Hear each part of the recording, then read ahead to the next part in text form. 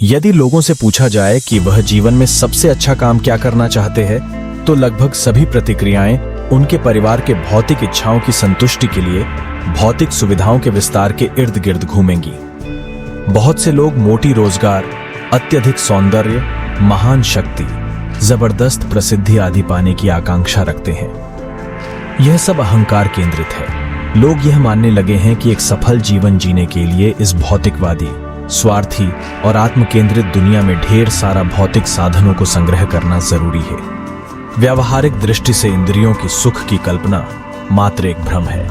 हम भौतिक चीजों के दायरे में वास्तव में खुशी का अनुभव नहीं कर सकते। इस भौतिक संसार में कोई सच्चा सुखद पदार्थ नहीं है। इस भौतिक वास्तविकता को माया के नाम से जाना जाता है, जिसका अर्थ है वह जो नहीं है। हमारे पास आनंद और प्रेम जैसी अवधारणाएं हैं, इसीलिए परमानंद और निस्वार्थ प्रेम इस भौतिक जगत में नहीं मिल सकता है। तो चलिए हम समझने की प्रयास करते हैं कि क्यों हम इतना सारा भौतिक सुविधाएं उपलब्ध होने के बावजूद सुखी नहीं हैं और हमें परमानंद की अनुभूति वास्तव में कैसे हो सकती है।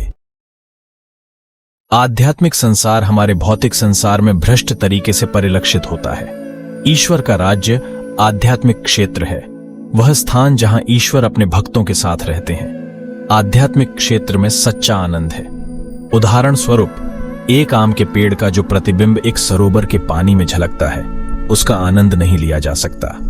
पेड़ के प्रतिबिंब में आमों का स्वाद नहीं लिया जा सकता। प्रतिबिंब हमें आमों का एहसास करा सकता है, अतः उन्हें खाने के लिए वास्तविक वृक्ष की आवश्यकता है, प्रतिबिंब की नहीं। उसी तरह हमें वास्तविक सुख के लिए अध्यात्म की आवश्यकता है, न कि इन भौतिक साधनों की। हालांकि हमें आमतौर पर पता चलता है कि मन और इंद्रियों का आनंद सीमित, क्षणभंगुर और वास्तव में आत्मा की मांग को पूरा करने के लिए अपर्याप्त है, जो कि जीवित व्यक्ति का वास्तविक स्वभाव है।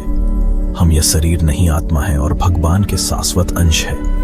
यह शरीर तो आज है, कल नहीं रहेगा, परंतु हम भगवान के अंश होने के नाते अमर और अजय है। भगवान सच्चिदानंद घन, आनंद समुद्र, पूर्ण प्रेम, अति आकर्षक स्वरूप, अनंत बलशाली है और यही कारण है कि हम भी यही सब चाहते हैं। जीवित प्राणियों को अपने भौतिक लक्ष्यों को पूरा करने और उनकी वास्तविक आध्यात्मिक स्थिति को समझने का अवसर देने के लिए सर्वोच्च भगवान दयालु होकर भौतिक सृष्टि उत्पन्न करते हैं। जीव अपनी मूल आध्यात्मिक चेतना और शाश्वत स्थान को पुनर्स्थापित करके भगवान के द्वारा प्रदान किए गए सही निर्देशों, यानी कि भगवद गीता का उपदेश का पालन करके भौतिक अस्तित्व की जन्म, मृत्यु और पीड़ा के अंतहीन चक्र से मुक्त हुआ जा सकता है। इस प्रकार जब भी आप अपने जीवन में क्या करने का सोचते हैं, इसके बारे में अनिश्चित होते हैं, या जब आप यह भूल जाते हैं कि आप कौन हैं, तो आप बस उस मार्गदर्शन को पढ़ें जो श्री कृष्ण ने भगवद गीता में उपदेश दिए हैं।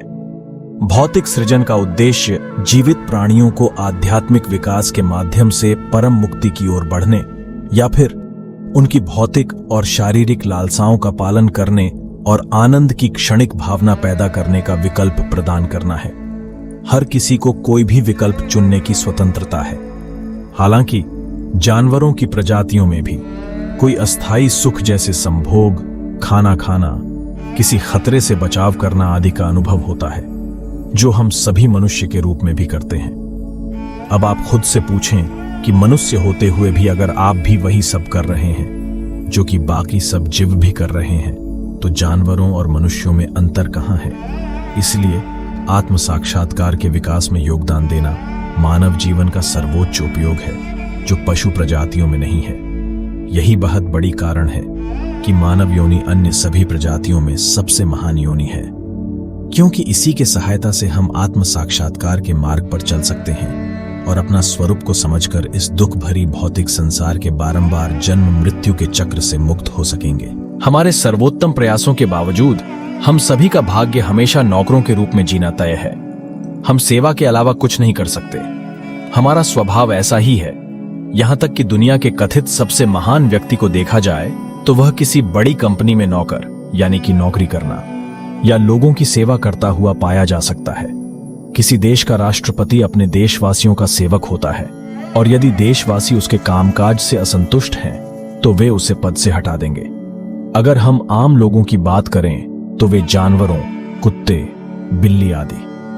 को भी अपना पालतू जानवर बनाकर उनकी नियमित सेवा करते हैं। अच्छी तरह से शिक्षित छात्र छात्री बहुत अधिक दबाव में अलग अलग संस्थाओं में सेवा दे रहे हैं। और क्या कहें, प्रत्येक व्यक्ति विभिन्न प्रकार से सेवक है, कोई भी आत्मनिर्भर नहीं है। हमें यह समझ लेना चाहिए कि भौतिक संसार में सेवा करना बिल्कुल भी संतोषजनक नहीं है। भगवान की सेवा ही एकमात्र तरीका है जिससे हम वास्तव में संतुष्ट हो सकते हैं, क्योंकि वे ही पूर्ण सत्य हैं। आध्यात्मिक जीवन को सही अर्थों में अनुभव करने से पहले हमें यह समझना चाहिए कि यह भौतिक संसार हमारा घर नहीं है। हम एक शत्रुतापूर्ण विदेशी राष्ट्र में रहते हैं और यहाँ इस अमित्र विदेशी राष्ट्र में हम यानी कि आत्माएं कभी संतुष्ट नहीं रह सकते। आनंदित रहने के लिए हमें ईश्वर के पास यानी कि परमात्मा अपने वास्तविक घर में लौटना होगा। इसलिए भौतिक संसार में आरामदायक स्थिति में रहने के लिए अत्यधिक प्रयास करने का कोई उद्देश्य नहीं है। भौतिक वस्तुओं की दुनिया में हम कभी खुश नहीं रह सकते।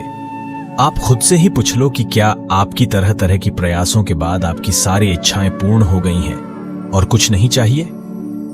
अब यह प्रसंग हमें एक मछली की याद दिलाता है जो बाहर तैरते समय आनंदित होने की कोशिश कर रही है। यह असंभव है। मछली के जीवित रहने के लिए जलीय पर्यावरण आवश्यक है। जमीन पर मछलियां कभी खुश नहीं रह सकती। इसी तरह हमें खुश रहने के लिए असत भौतिक वस्तुओं की व्यवस्था करते रहने के बजाय आनंद के उस सागर में वापस जाने की आवश्यकता है जो हमें सर्वदा के लिए सुख प्रदान करेगा। चूंकि हमारा स्वरूप आध्यात्मिक है, केवल आध्यात्मिक वातावरण ही हमें आनंदित कर सकता है। भौतिक परिवेश में हम कभी भी खुश नहीं रह सकते। हमें केवल इसी विषय को समझना है कि हम परम भगवान के अंश हैं और हमारा उनके साथ सदा के लिए जुड़े रहना ही वास्तव में मनुष्य जीवन का एकमात्र लक्ष्य है।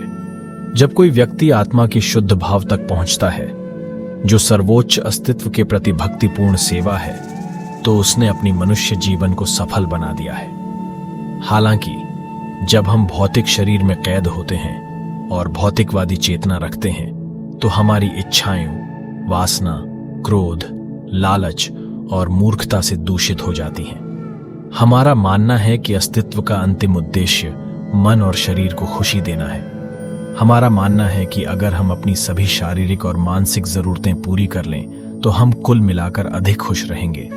परिणाम स्वरूप हम अपनी आंतरिक आत्मा को पहचान नहीं पाते और अपनी आध्यात्मिक चेतना को भूलने के कारण हम पूरी तरह से आनंदमय स्थिति में प्रवेश करने में असमर्थ होते हैं। फिर भले ही हमारे पास वह सब कुछ हो जो हम मानते हैं कि हमें चाहिए, हम फिर भी जीवन में खालीपन और अधूरापन महसूस करते हैं और समझ नहीं पाते कि क्यों। इसलिए मानव जीवन का अंतिम उद्देश्य उस मार्ग में संलग्न होना है जो हमें अपनी आध्यात्मिक चेतना को पुनः प्राप्त करने में सक्षम बनाती है। भगवान का निरंतर नाम जप करिए और खुश रहिए। आज की इस वीडियो में इतना ही। मिलते हैं अगले वीडियो में कुछ नए ज्ञान के साथ। राधे श्याम।